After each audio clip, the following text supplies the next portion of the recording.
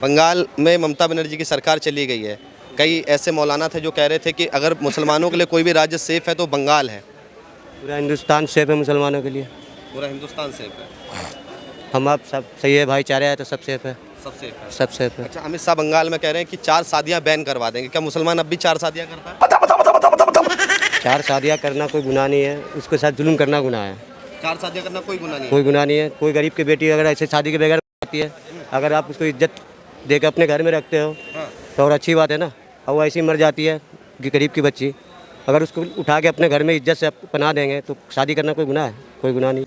क्या सोच है रे तेरी, मानना पड़ेगा। वो 4 कर सकते हैं। बिल्कुल ये जायज़ है आपके में? बिल्कुल जायज़ है। 4 जोड़ी चड्डी बनियान छोड़ कुछ है तेरे पास?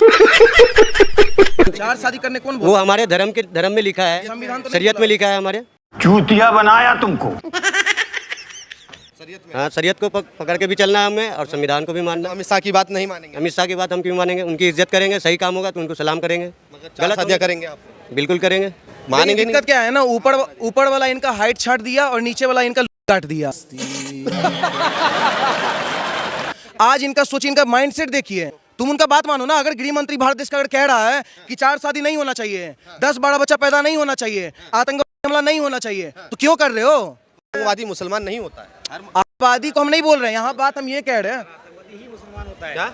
हर आतंक ही मुसलमान होता है। आप किस धर्म का बताइए कि दूसरे धर्म का आदमी मुसलमान निकला? ये कह रहे हैं कि आतंकवादी मुसलमान नहीं होता मगर हर आतंकवादी मुसलमान होता है। कितनी सच्चाई है इनकी बात? आप देखो, अगर कोई मुसलमान होगा ना तो आतंकवादी हो ही नहीं सकता। मुसलमान का काम है किसी को जान बचाना, किसी की जान नहीं लेना। अच्छा, मुझे ये बताइए, कलमा किस में पढ़ते हैं? कलमा किस में पढ़ते हैं? किसको पढ़ा जाता है?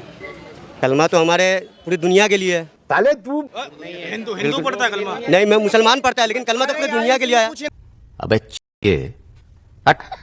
मुझे बताइए ना, कलमा किस में पढ़ते हैं? नमाज का अर्थ बताओ। ला इलाहा इल्लल्लाह मुहम्मदुर रसूलुल्लाह। कलमा उसमें पढ़ते हैं ना।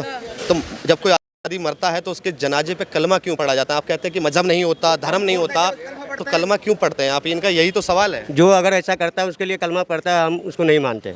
अरे झूठ बोल रहा है, ये झूठ बोल रहा है। लाइन में तो ऐसी बनी हुई है, हम दो हमारे 70 सबके हाथ में, और मस्जिद के छत पे एक ताली ईंट और पत्थर, जीते जी एक नसमलरी, और चाहिए इनको जीते जी हूर 72।